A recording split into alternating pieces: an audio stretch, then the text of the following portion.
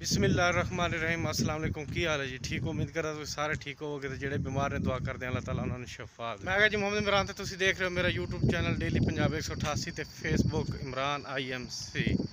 जेह्ड़े मेरे चैनल ते नवे ने ते जल्दी नाल कर लो सबसक्राइब।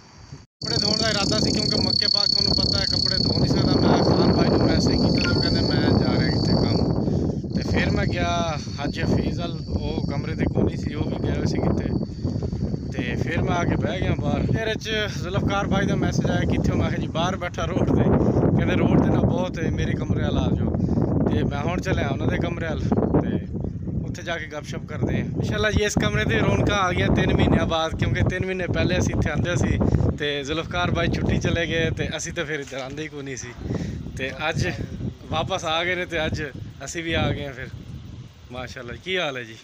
हाँ जी, कपड़े धोते अज यूसुफ भाई को, क्योंकि खान भाई वापस आए नहीं, लंबे कितने चले गए सी। यूसुफ भाई कहते जी मेरे को आके धो लो, उन्होंने को धोते तो टेंशन खत्म हो गई कपड़े की। चलो अज ही गड्डी धोती सी ते बाहर हो रही हूँ बारिश, तो गड्डी फिर खराब हो जाएगी। चलो की कर सकते हैं हम, तो बहुत बारिश हो रही है तो पानी से वापस भी जाना है। ऐसे कर दिया जी वीडियो, उम्मीद करना है वीडियो अच्छी लगी होगी। अगर अच्छी लगी तो मेरे चैनल सब्सक्राइब करें, मेहनत हो जाए वीडियो तक।